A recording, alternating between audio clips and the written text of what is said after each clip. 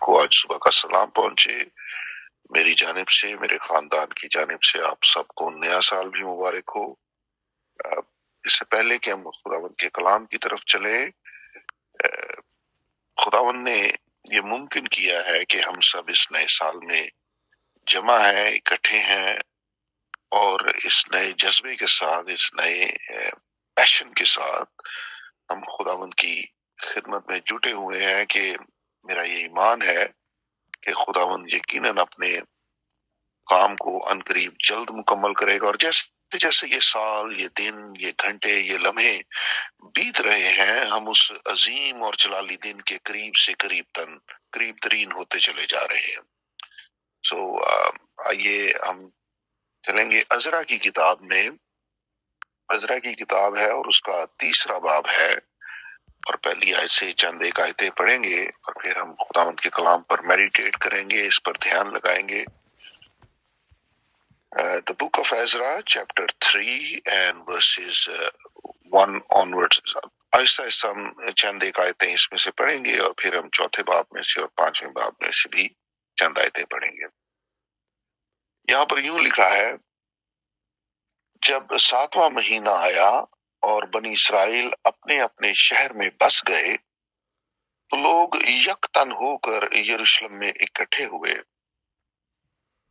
تب یشوا بن یوسدق اور اس کے بھائی جو کاہن تھے، اور زربابل بن سالتییل اور اس کے بھائی اٹھ کھڑے ہوئے، اور انہوں نے اسرائیل کے خدا کا مذبح بنایا تاکہ اس پر سوختنی قربانیاں چڑھائیں، جیسا مرد خدا موسیٰ کی شریعت میں لکھا ہے۔ اور انہوں نے مذبح کو اس کی جگہ پر رکھا، کیونکہ ان اطراف کی قوموں کے سبب سے ان کو خوف رہا، اور وہ اس پر خداوند کے لیے سوختنی قربانیاں، یعنی صبح و شام کی سوختنی قربانیاں چڑھانے لگے۔ اور انہوں نے نوشتہ کے مطابق خیموں کی عید بنائی، اور روز کی سوختنی قربانیاں گن گن کر جس دن کا فرض تھا دستور کے موافق چڑھائیں۔ آمین۔ اس کے ساتھ ہم 10ویں آیت بھی پڑھیں گے۔ جب سیم چیپٹر 3 and verse 10۔ جب معمار خداوند کی ہیکل کی بنیاد ڈالنے لگے تو انہوں نے کاہنوں کو اپنے اپنے پیراہن پہنے اور نرسنگے لیے ہوئے، اور آصف کی نسل کے لاویوں کو جھانج لیے ہوئے کھڑا کیا کہ شاہ اسرائیل داؤد کی ترتیب کے مطابق خداوند کی حمد کریں۔ میرے عزیزو، جب نہمیہ اور عزرا کے دور میں اسرائیلیوں کو، یہودیوں کو، وہاں جو شاہ فارس خورس تھا، اس نے پروانہ جاری کیا کہ وہ جا کر خداوند کی ہیکل کو اور یروشلم کی فصیل کو دوبارہ تعمیر کریں۔ تو یہ سب جو بنی اسرائیل تھے، یہ وہاں پر واپس لوٹے اور خداوند کی ہیکل کو دوبارہ بنانے لگے۔ اور انہوں نے کیا کیا؟ 7ویں مہینے میں لکھا ہے، اسرائیل اپنے اپنے شہروں میں بس گئے تو ایک تن ہو کر وہ یروشلم میں اکٹھے ہوئے۔ جیسے یہاں پر لکھا ہے کہ 7ویں مہینے، جب 7واں مہینہ آیا، تو ہم بھی یہ کہہ سکتے ہیں کہ جب 7واں کلیسیائی زمانہ آیا اور جو خداوند کے لوگ دنیا کے مختلف شہروں میں بسے ہوئے ہیں، مختلف ملکوں میں بسے ہوئے ہیں، وہ سارے یکتن ہو کر، انگلش کی بائبل میں لکھا ہے، کل ہم چرچ میں اسی پر میں بات کر رہا تھا تو بھائی ظفر نے اس کی ریڈنگ کی، جب تو وہاں پر لکھا ہوا ہے they came to the Lord as one man، ایک آدمی کے طور پر، چاہے وہ ہزاروں لاکھوں ہوں، لیکن وہ یکتن ہو کر ایک آدمی کے طور پر وہ سب یروشلم میں اکٹھے ہوئے۔ جب ساتواں کلیسیائی زمانہ آیا تو ہمیں بھی، ہم سب کو جن کو خداوند نے بابل کی اسیری سے آزاد کیا ہے، بڑے زور سے خداوند نے ہمیں اس گناہ کی غلامی سے آزاد کیا ہے جو ہم پر حکومت کرتا تھا اور ہمیں بدکاری کی طرف راغب کرتا تھا. اس کی آزادی سے، اس کی غلامی سے ہمیں آزاد کیا، اور نہ صرف اس کی غلامی سے آزاد کیا بلکہ مختلف تفسیروں میں سے، نقایا کی مجلس کی تفسیر سے، ایسی تفسیروں سے جو بت پرست لوگ مسیحیت میں داخل ہو گئے اور انہوں نے تفسیریں پیش کی، اپنی اپنی تفسیریں مسیحیت میں ڈال دیں. ان تفسیروں سے خداوند نے ہمیں آزاد کیا ہے، اور آج ہم بھی یہاں پر زوم کی گلہ کی میٹنگ میں یک تن ہو کر خداوند کے حضور میں قربانیاں چڑھانے کے لیے جمع ہوئے ہیں. ہمیں خداوند چاہتا ہے کہ ہم یک تن ہو کر اس کے حضور آئیں. 120 کی جماعت جب بالا خانہ میں جمع تھی تو یک تن ہو کر وہ وہاں پر اس وعدے کا انتظار کر رہے تھے جو خداوند نے ان کو دیا تھا، اور انہوں نے اس وعدے کو حاصل کر لیا. اس ساتویں کلیسیائی زمانے کے اندر بھی ہمیں یک تن ہو کر خداوند کے حضور آنا ہے، اور اس وعدے کا ہمیں اب انتظار کر رہے ہیں جو خداوند نے اپنی دوسری آمد کا ہمیں دیا ہے کہ وہ ہمیں لینے کے لیے آ رہا ہے. اور جب ہم یک تن ہوتے ہیں تو پھر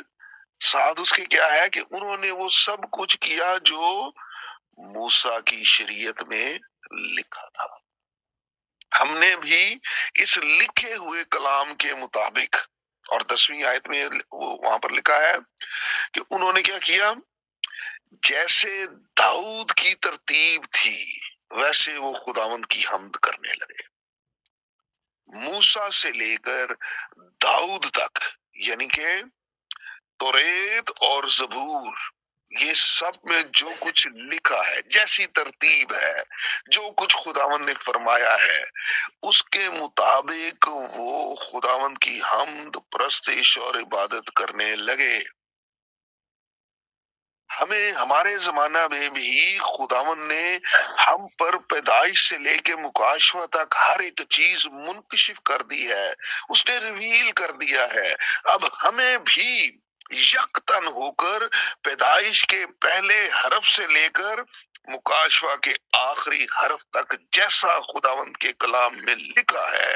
اسی ترتیب کے مطابق خداوند کے حضور قربانیاں چڑھانی ہے اور یکتن ہو کر خداوند کی عبادت اور پرستش کرنی ہے، کیونکہ خداوند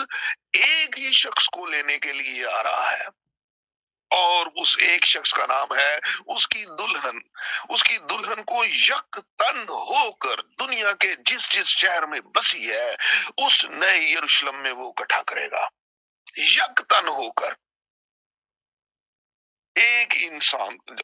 جو 38 برس کا بیمار تھا، ایک ہی انسان کو خداوند نے اس کو بیت حسدہ سے باہر نکالا. ایک ہی زکئی کو اس نے آواز دی مجھے تیرے گھر جانا ہے. ایک ہی یوحنا بپتسمہ دینے والے کے پاس وہ آیا اور آ کر اسے کہنے لگا کہ مجھے راست بازی کو پورا کرنا ہے. ایک ہی شخص، اور ہمیں بھی ایک شخص بن کر یکتن ہو کر خداوند کی عبادت کرنی ہے، اور جیسا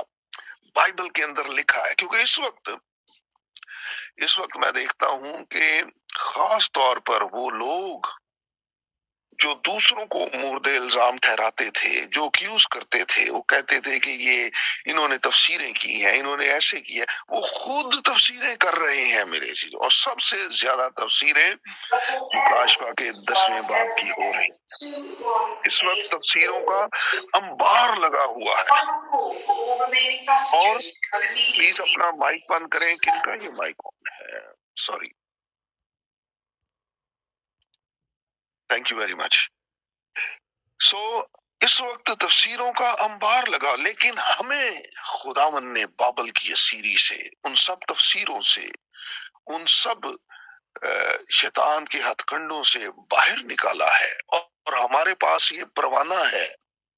جو خدا کے خادم اس وقت منادی کر رہے ہیں، اس کی دلہن کو تیار کر رہے ہیں۔ خداوند نے ان کو پروانہ دیا ہے کہ میری ہیکل کو جاؤ تعمیر کرو، کیونکہ میں واپس آ رہا ہوں، میں اس کو لینے کے لیے آ رہا ہوں۔ اور جیسے کہ 10ویں آیت میں لکھا ہے کہ داؤد کی ترتیب کے مطابق وہ خداوند کی حمد کرنے لگے، جیسے موسیٰ کی توریت میں لکھا تھا، شریعت میں لکھا تھا، موسیٰ سے لے کر داؤد تک انہوں نے وہ سب کچھ پریکٹس کیا، اور جیسے جیسے خداوند کے کلام میں لکھا تھا وہ کرتے گئے، اور داؤد کی ترتیب کے مطابق انہوں نے خداوند کی حمد کی۔ ہمیں بھی اس کلام سے تجاوز نہیں کرنا ہے، اس لیے مکاشفہ کے پہلے باب کی 3 آیت میں لکھا ہے کہ مبارک ہے وہ شخص جو اس نبوت کی کتاب کو سنتا، اس کو پڑھتا، اور جو کچھ اس میں لکھا ہے اس پر عمل کرتا ہے۔ جو کچھ لکھا ہی نہیں، لوگ اب اس کی بھی تفسیریں کر رہے ہیں، کہتے ہیں جی کرجوں میں یہ ہے، یہ جی 7ویں مہر میں یہ ہے، یہ جی اس کے بارے میں تو بائبل میں کچھ لکھا ہی نہیں۔ جو کچھ اس میں لکھا ہے ہمیں اس سے تجاوز نہیں کرنا، اس میں کوئی آمیزش نہیں کرنی، ہم نے انسانی عقل کو اس میں شامل نہیں کرنا، اور یک تن ہو کر خداوند کے حضور جمع ہونا ہے۔ میرے عزیزو، ہم شکر گزار ہیں خداوند کے، شکر گزار ہیں کہ ہمارا کلام کے اندر حصہ ہے۔ ہم شکر گزار ہیں کہ جو دلہن کلیسیا ہے وہ بھی کلام ہے، یہ لکھا ہوا کلام ہے وہ بھی، اور اس کی ایک ہی خواہش ہے کہ وہ جلد از جلد اپنے دلہا کے پاس چلی جائے۔ سو اگلا حوالہ ہم دیکھیں گے 4 باب میں کیا ہوتا ہے۔ 4 باب کے اندر اس کی پہلی آیت چیپٹر 4 اور اس کی فرسٹ ورس سے ہم 1-2 آیتیں پڑھیں گے۔ جب یہودا اور بنیامین کے دشمنوں نے سنا کہ جو اسیر ہوئے تھے خداوند اسرائیل کے خدا کے لیے ہیکل کو بنا رہے ہیں، تو وہ زربابل اور ابائی خاندانوں کے سرداروں کے پاس آ کر ان سے کہنے لگے کہ ہم کو بھی اپنے ساتھ بنانے دو، کیونکہ ہم بھی تمہارے خدا کے طالب ہیں، جیسے تم ہو، اور ہم شاہ سور اسرحدون کے دنوں سے جو ہم کو یہاں لایا اس کے لیے قربانی چڑھاتے ہیں۔ لیکن زربابل اور یشوا اور اسرائیل کے ابائی خاندانوں کے باقی سرداروں نے ان سے کہا کہ تمہارا کام نہیں کہ ہمارے ساتھ ہمارے خدا کے لیے گھر بناؤ، بلکہ ہم آپ ہی مل کر خداوند اسرائیل کے خدا کے لیے اسے بنائیں گے، جیسا شاہ فارس خورس نے ہم کو حکم کیا ہے۔ تب ملک کے لوگ یہودا کے لوگوں کی مخالفت کرنے اور بناتے وقت ان کو تکلیف دینے لگے۔ اب جب آپ خداوند کی ہیکل کو بنا رہے ہیں، کیونکہ روحانی ہیکل جو ہے یہ ہاتھ کی بنائی، ہم خدا کا مقدس ہے، ہم خدا کی ہیکل ہے، آپ لوگوں کو خداوند کے گلا میں جمع کر رہے ہیں، ان کو لے کر آ رہے ہیں، خداوند کے پاس لے کے آ رہے ہیں، ان کے دلوں پر کلام کا جب ہتھوڑا لگتا ہے تو وہ خداوند کے کلام کو قبول کرتے ہیں، یسوع مسیح کو شخصی نجات دہندہ قبول کرتے ہیں، توبہ کرتے ہیں، آپ ان کو یسوع مسیح کے نام سے بپتسمہ دے دیتے ہیں، اور خداوند کا روح ان میں بس جاتا ہے، تو اس سے دشمنوں کو بڑی تکلیف ہوتی ہے، ان کو تکلیف ہوتی ہے تے دشمن نے، پر وہ آ کر کہتے ہیں یار چھڈو، اسی بھی وہی میسج دی منادی کر رہے ہیں جڑے میسج دی تسی کر رہے ہو، ہم بھی تو اسی کلام کی منادی کر رہے ہیں جس کلام پر خود تفسیروں سے بھرے ہوئے ہیں۔ دشمن کون ہے ہمارا؟ ہمارا دشمن جو ہے وہ جس کو آپ بھائی سمجھتے ہیں وہی آپ کا دشمن ہے۔ دشمن وہ ہے جو آپ کے ارد گرد ہی ہے۔ باغ عدن میں دشمن کون تھا؟ باغ عدن میں دشمن وہ ان کے ساتھ ہی چلتا پھرتا تھا باغ عدن کے اندر، اور اس نے اس کلام کو لیا اور وہاں پر کلام کی پہلی تفسیر ہوئی۔ دشمن ہر وہ شخص ہے جو کلام کی تفسیر کرتا ہے، جو کوئی کلام کی تفسیر کرتا ہے وہ دشمن ہے، اور وہ آپ کو اپنے ساتھ ملانے کی کوشش کرے گا۔ وہ کہے گا اسی بھی سیم ہی خدا نو ماننے ہیں، ہم بھی سیم ہی میسج پریچ کرتے ہیں، ہم بھی خوشخبری کا پیغام سناتے ہیں، آئے ہم مل کر کٹھے مل کر باتیں کرتے ہیں۔ آؤ جی تسی بھی ساڈی باتاں چایا کرو، اسی ایتھے کنونشن کرن لگے ہیں، بڑے بڑے وڈے خادم آ رہے نے، اینڈ ٹائم میسج دے بڑے وڈے کوئی یو پی سی دے خادم آ رہے نے، فلام مشن دے خادم آ رہے نے، تے چلو مل کے تے دعاواں کریے تے باتاں کریے۔ لیکن دشمن وہ ہے جو اس ایسے روپ میں آتا ہے کہ وہ چاہتا نہیں کہ جو ہیکل آپ بنا رہے ہیں، جو خداوند کی خدمت آپ کو، وہ آپ کے کام کو ختم کرنے کے لیے آ رہا ہے، اور آپ نے کیا کرنا ہے؟ جیسے انہوں نے کیا ہے، انہوں نے کہا کہ یہ تمہارا کام نہیں ہے، تسی اپنا اپنا کام کرو بھائی جی، سانو جو خداوند نے خدمت دیتی ہے اسی تے وہی کران گے، بس ہم آپ کے ساتھ مل کر خداوند کی ہیکل کو نہیں بنا سکتے۔ خداوند نے اس کام کے لیے ہمیں ہی چنا ہے، اس نے یہ پروانہ، شاہ فارس خورس نے یہ پروانہ ہمیں ہی دیا ہے، بابل کی اسیری سے اس نے صرف ہمیں ہی نکالا ہے، اور ہم اس ترتیب کے موافق، اس کلام کے مطابق جو شریعت میں لکھا ہے، جو ترتیب داؤد نے ہمیں بتائی ہے، اسی ترتیب کے مطابق ہم اپنا کام کریں گے۔ ہم اس میں انسانی عقل کو، اپنی تفسیروں کو شامل نہیں کر سکتے۔ کسی بڑے سے بڑے خادم کی بات بھی آپ لے آئیں، کوئی کوٹیشن آپ لے آئیں، اگر وہ اس کلام کے ساتھ میل نہیں کھاتی تو ہم اس کو سائیڈ پر رکھ دیں گے، ہم نہیں مانیں گے۔ تو کیا ہوا؟ دشمن نے پھر اپنا اصلی چہرہ دکھایا، وہ آپ کی مخالفت کرنے لگا، اور یہاں پر لکھا ہے کہ ان کو تکلیف دینے لگے، مخالفت شروع ہو گئی، تکلیف دینی شروع ہو گئی۔ او پائی فرمان کی کرنڈے آجے پنڈی چ، او پائی ندیم کی کرنڈے آجے لاہور چ، او پائی عرفان کی کر رہا ہے، مختلف جگہوں پر وہ آپ کی مخالفت کرنے لگے، وہ آپ کو تکلیف دینے لگے، جیسے یہ،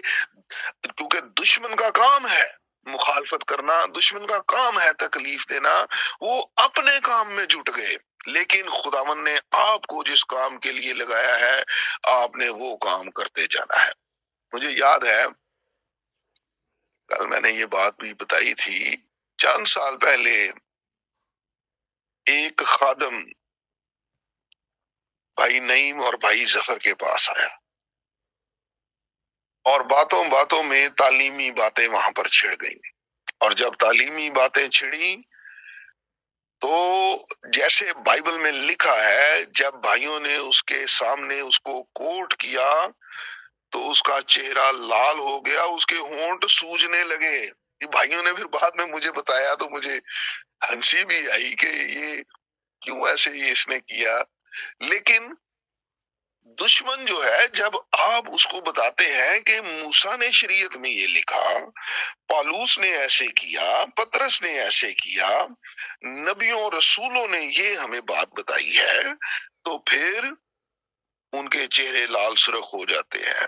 پھر وہ آپ کو تکلیف دیتے ہیں، پھر وہ آپ کی مخالفت کرتے ہیں، پاویں سامنے نہ کرن پیچھے کتے نہ کتے ضرور کر دیجئے، پھر وہ کریں گے اب مخالفت، کیونکہ آپ کے پاس پروانہ ہے، آپ کو خداوند نے یہ ذمہ داری دی ہے کہ جا کر میرے لیے دلہن کو تیار کرو۔ اور پھر ہم اگلا حوالہ دیکھیں گے، اگلا حوالہ 5واں باب ہے، اور 5ویں باب کی پہلی آیت سے ہم دیکھیں گے، پھر نبی یعنی حجی نبی اور زکریا بن ادو ان یہودیوں کے سامنے جو یہودا اور یروشلم میں تھے نبوت کرنے لگے۔ انہوں نے اسرائیل کے خدا کے نام سے ان کے سامنے نبوت کی۔ تب زربابل بن سالتیل اور یشوع بن یوسدق اٹھے اور خدا کے گھر کو جو یروشلم میں ہے بنانے لگے، اور خدا کے وہ نبی ان کے ساتھ ہو کر ان کی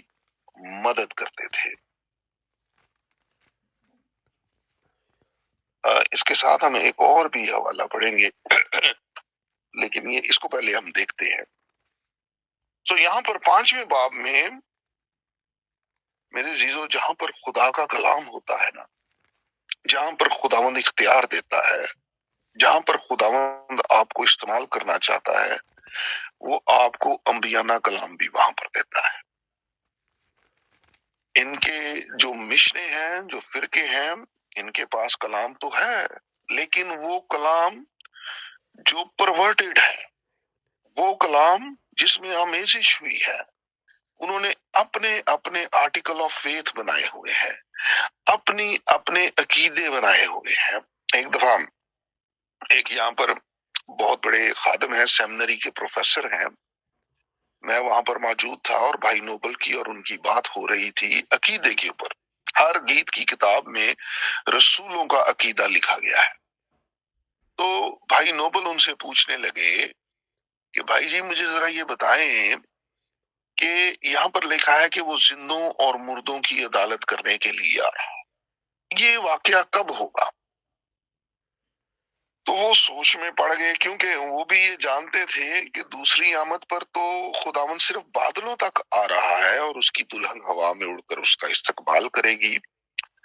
تو زندوں اور مردوں کی عدالت تو وہاں پر نہیں، کوئی عدالت نہیں ہو رہی. یہ تو ایک ریپچر ہے جو دنیا سے لوگ غائب ہو جائیں گے، لیکن اس کو اس سے نفی کر دیا گیا ہے. تو وہ کہنے لگا، اس نے یہ جواب دیا، سوچ کر کچھ منٹ اس نے سوچا اور سوچ کر اس نے یہ جواب دیا. چند لمحے سوچنے کے بعد کہنے لگا کہ بھائی نوبل یہ جو سفید تخت کی عدالت ہے، یہ اس کے بارے میں بات ہو رہی ہے. بھائی نوبل مجھے کہنے لگے کہ بھائی عرفان ذرا وہ پڑھیں آپ مکاشفہ کا 20واں باب، وہاں پر کیا لکھا ہے؟ تو وہاں پر لکھا ہے کہ سفید تخت کی عدالت میں لکھا ہے کہ سب مردے اس کے حضور جمع ہوئے، وہاں پر زندوں کا ذکر نہیں ہے. تو بھائی نوبل کہنے لگے کہ یہاں پر تو زندوں کا ذکر نہیں ہے.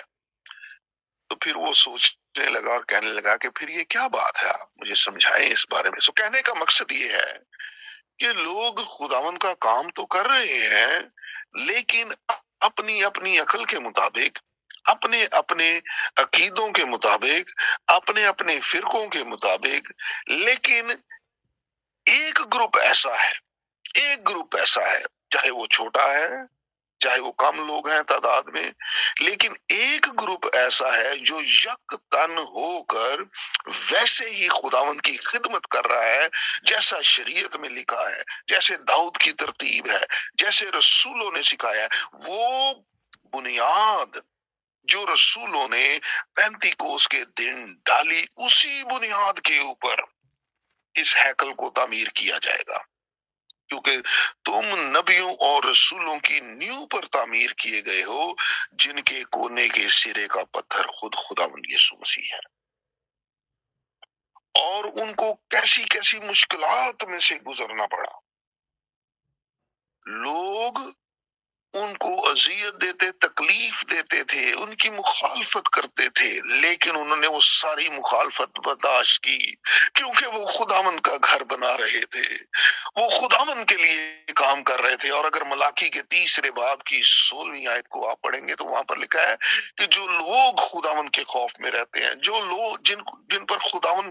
ترس کرتا ہے، ان کے لیے وہ اس نے یادگاری کا دفتر لگایا ہوا. اور جو کچھ آپ خداوند کے لیے کرتے ہیں اس کا اجر ہے میرے عزیزو. وہ ادھار نہیں رکھتا، وہ آپ کو اس کا اجر ضرور دے گا. اور یہ اجر کب ملے گا؟ اینڈ میں، ابتدا میں نہیں، بیچ میں نہیں، بلکہ اخیر میں. کیونکہ لکھا ہے جان دینے تک وفادار رہ تو میں تجھے زندگی کا تاج دوں گا. یعنی کہ until the end ہمیں faithful رہنا ہے. until the end جو کام خداوند نے ہمارے سپرد کیا ہے اس کو بڑی ذمہ داری سے کرنا ہے. اور اس نے ان کام کرنے والوں کے ساتھ کیا کیا ہے؟ نبیوں کو جوڑ دیا ہے. نبی ان کی مدد کر رہے ہیں، نبی ان کے ساتھ کھڑے ہو گئے ہیں. ہمارے ساتھ بھی خداوند نے انبیانہ کلام ہمیں اس زمانے میں دے دیا ہے، اور اس انبیانہ کلام کی مدد سے ہم خداوند کی ہیکل کو تعمیر کر رہے ہیں، اس کے لوگوں کو جمع کر رہے ہیں خداوند کے حضور میں. اور پھر 9ویں اور 10ویں آیت میں یہاں پر لکھا ہے 5ویں باب کی چیپٹر 5 ورسز 9 and 10، تب ہم نے ان بزرگوں سے سوال کیا اور ان سے یوں کہا کہ تم کس کے فرمان سے اس گھر کو بناتے اور اس دیوار کو تمام کرتے ہو؟ اور ہم نے ان کے نام بھی پوچھے تاکہ ہم ان لوگوں کے نام لکھ کر حضور کو خبر دیں کہ ان کے سردار کون ہیں، اور انہوں نے ہم کو یوں جواب دیا کہ ہم زمین و آسمان کے خدا کے بندے ہیں اور وہی مسکن بنا رہے ہیں جسے بنے بہت برس ہوئے اور جسے اسرائیل کے ایک بڑے بادشاہ نے بنا کر تیار کیا تھا۔ اب یہاں پر وہ جو مخالف ہیں وہ اپنا کیس سب سے ہائیسٹ کورٹ میں لے گئے ہیں، سب سے بڑی عدالت میں لے گئے ہیں، وہ بادشاہ کے حضور چلے گئے ہیں، کہتے وہ تو کسی دی پرواہ ہی نہیں کرتے۔ یہ جو لوگ جن کے پاس یسوع نام کا مکاشفہ آ گیا ہے، یہ لوگ تو کسی کی پرواہ ہی نہیں کر رہے، یہ تو ہیکل بناتے چلے جا رہے ہیں، کسی طرح ان کو روکو، کسی طرح ان کو سٹاپ کرو۔ تو وہ کیا کرنے لگے، وہ جو ان کے مخالف تھے، جو ان کے دشمن تھے، وہ بادشاہ کے حضور چلے گئے، کہنے لگے بادشاہ سلامت، یہ تے کسی دی گل ہی نہیں سنتے، انہاں نو پوچھو تسی سیمنری کتھے کیتی ہے، کہندے نے جی تانوں ordain کنے کیتا ہے؟ تو وہ کہتے ہیں جی ہمیں جس نے بھیجا ہے، یہ دیکھیں اس کا پروانہ ہمارے پاس ہے، بس اسی تے انہاں کی جاننے ہیں۔ آپ بھی یہ کہہ سکتے ہیں کہ ساڈے کول سرٹیفکیٹ کوئی نہیں ہے، ساڈے کو سیمنری کوئی نہیں ہے، ساڈے کول آرڈینیشن کوئی نہیں ہے، بات یہ ہے ہمیں بھیجا کس نے ہے؟ ہمیں اسی نے بھیجا ہے جس نے پطرس کو بھیجا، ہمیں اسی نے بھیجا ہے جس نے پالوس کو بھیجا، جس نے یوحنا عارف کو بھیجا، جس نے نبیوں اور رسولوں کو بھیجا، ہم کو بھی اسی نے ہی بھیجا ہے تاکہ خداوند کی ہیکل کو تعمیر کیا جائے، خداوند کے گھر کو بنایا جائے۔ اور اس کا گھر ہمارے زمانے میں وہ نظر آنے والا نہیں ہے، کیونکہ باری تالا ہاتھ کے بنائے ہوئے مندروں میں نہیں رہتا، اس کا مقدس انسان ہے، اس کا مقدس آپ ہے۔ کیا تم نہیں جانتے کہ تم خدا کا مقدس ہو اور وہ تم میں بسا ہوا ہے؟ سو یہاں پر وہ ہائیسٹ کورٹ میں چلے گئے ہیں، اور دلیل کیا دے رہے ہیں؟ جو دشمن ہے وہ دلیل کیا دے رہا ہے؟ وہ بادشاہ کے غصے کو بھڑکانے کی، جو اس دنیا کا خدا ہے ابلیس کو بھڑکا رہے ہیں۔ وہ کہتے ہیں تو کوئی اپنی انہوں نے کوئی ٹولہ شروع کیتا ہوا ہے، وہ ہر طرح سے کوشش کرتے ہیں کہ یہ کسی نہ کسی طریقے سے ان کا کام ٹھپ ہو جائے، لیکن جو کام خداوند کا ہے وہ خداوند اس کے پیچھے ہے۔ نبی مدد کرنے لگے، جو زکریا اور حجی، وہ آ کر مدد کرنے لگے ان کی، کیونکہ ان کو معلوم ہے کہ یہ کام جو کر رہے ہیں یہ خداوند کی مرضی کے مطابق ہے، ان کے پاس جو پروانہ ہے خداوند کی مرضی کے مطابق ہے، خداوند بڑے زور سے ان کو بابل کی اسیری سے نکال کر لے آیا ہے، اور یہ انہی بنیادوں پر، انہی باتوں پر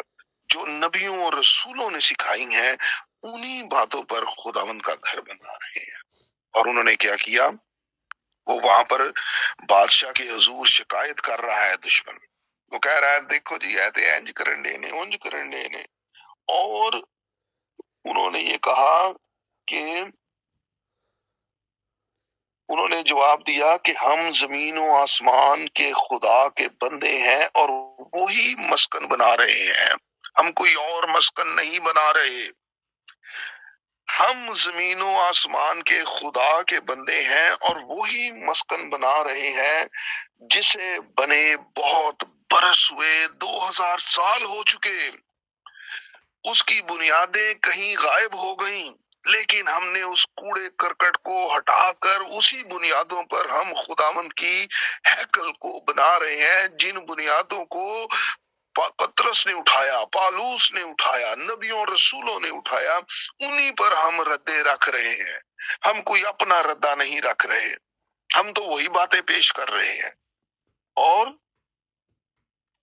لکھا ہے جسے اسرائیل کے ایک بہت بڑے بادشاہ نے بنا کر تعمیر کی، تیار کیا تھا۔ اس وقت تو سلیمان بادشاہ نے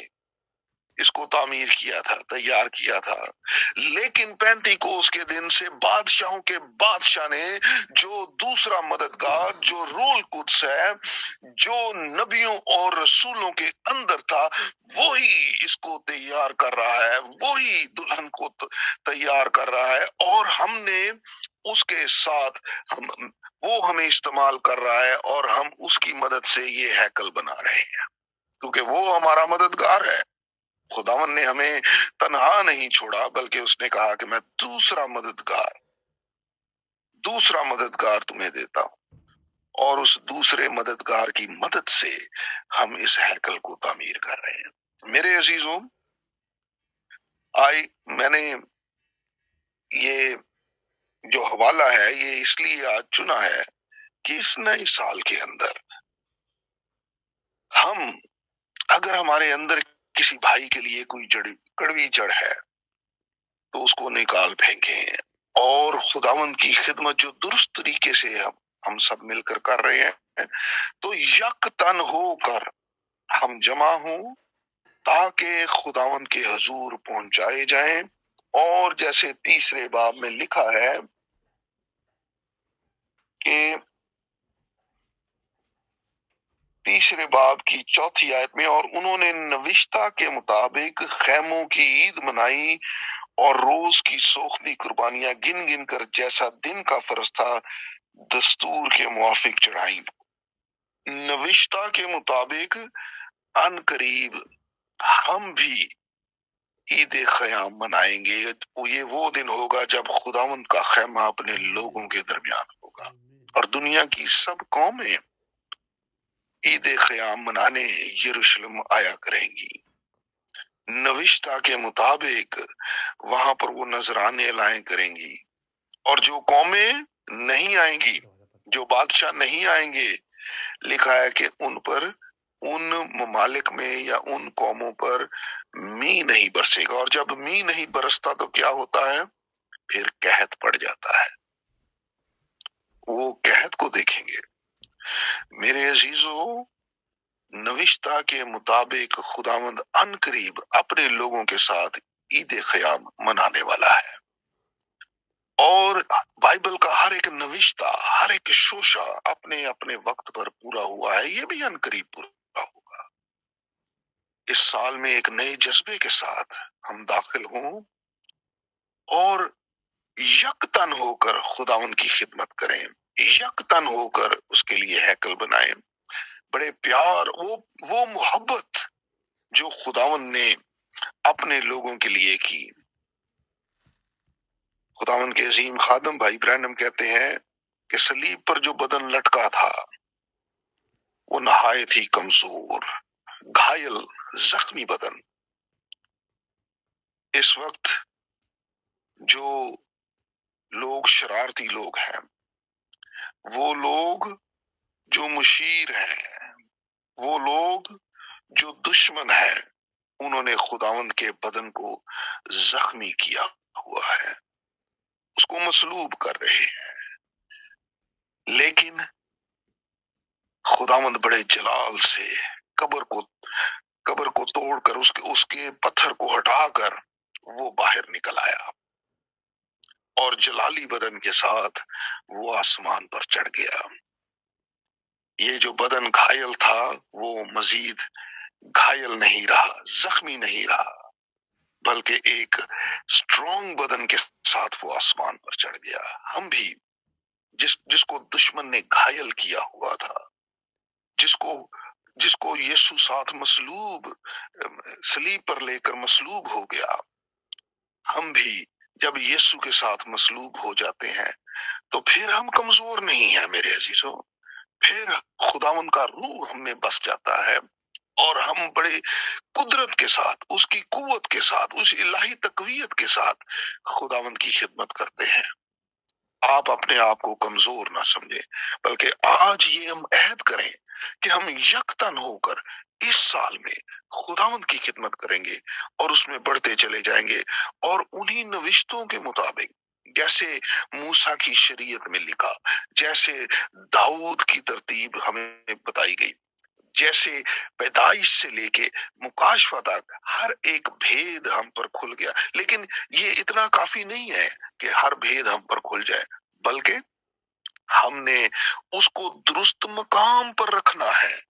اس کا جو سٹیٹس ہے، اس کو پلیسنگ ہم نے درست طریقے سے کرنی ہے، تو پھر